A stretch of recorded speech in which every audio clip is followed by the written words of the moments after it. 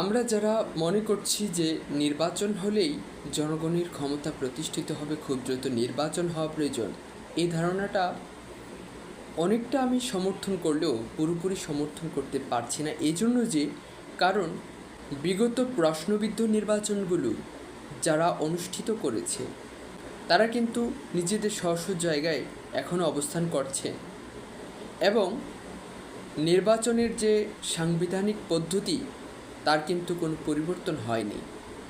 সুতরাং নির্বাচনের সাংবিধানিক পদ্ধতি পরিবর্তন না করে এবং নির্বাচন কমিশনার থেকে বিভিন্ন পূর্বেকার লোকজনকে নীতিগতভাবে না সরিয়ে আয়োজন করা হয় নির্বাচন, তাহলে ৮০% নির্বাচনই ভুল হবার সম্ভাবনা আছে। অর্থাৎ ৮০% নির্বাচনই নিরপেক্ষ না হওয়ার সম্ভাবনা আছে। কেননা এক হচ্ছে পতিত সরকার তার অবস্থান ফিরে পাবার জন্য আমরণ লড়াই করবে, তাদের সর্বস্ব দিয়ে চেষ্টা করবে, তাদের রেখে যাওয়া যারা জনশক্তি আছে তারাও সেই প্রচেষ্টা করবে। তারা হয়তো ঝিমিয়ে আছে বাট বিলুপ্ত হয়ে যায়নি, তারা অবস্থান করছে দেশেই।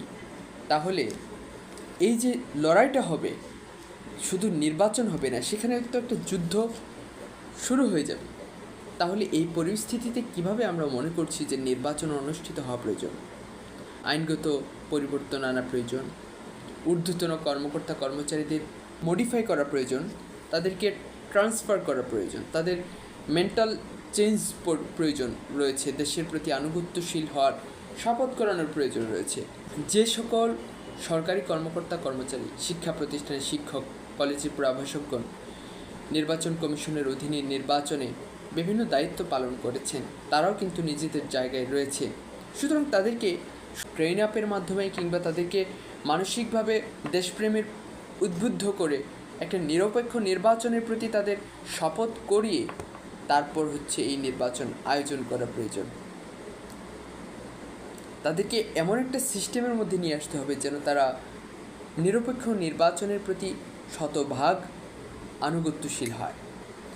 এছাড়া এই পরিস্থিতিতে কোনো সাংবিধানিক আইন পরিবর্তন না করে নির্বাচন কমিশনারের বিভিন্ন গুরুত্বপূর্ণ জায়গায় অবস্থানরত বিগত সময়ের দায়িত্বশীলদেরকে না সরিয়ে এবং প্রতিটা ওয়ার্ড পর্যায় পর্যন্ত যারা নির্বাচন কমিশনের অধীনে প্রিজাইডিং অফিসার, সহকারী প্রিজাইডিং অফিসার এবং পোলিং অফিসারের দায়িত্ব পালন করেছেন, তাদেরকে মেন্টাল চেঞ্জ না করে, তাদেরকে মানসিকভাবে দেশপ্রেমে উদ্বুদ্ধ না হয়ে যদি নির্বাচনের আয়োজন করা হয়, এই নির্বাচনটা ১০০% নিরপেক্ষ হওয়ার সম্ভাবনা হারাবে। সুতরাং সেই জন্য ১০০% নিরপেক্ষর প্রচেষ্টা তো করতে হবে।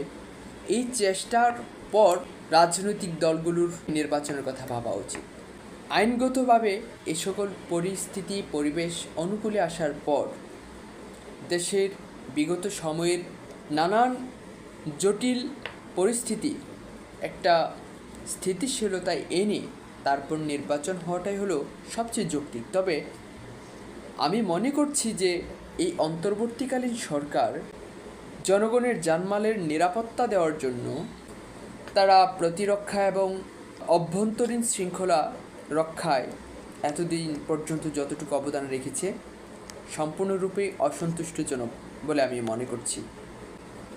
আমি বলবো যে তাদের যেই দুর্বলতাটা আছে সেটা হলো প্রতিরক্ষা এবং শৃঙ্খলা সুরক্ষা।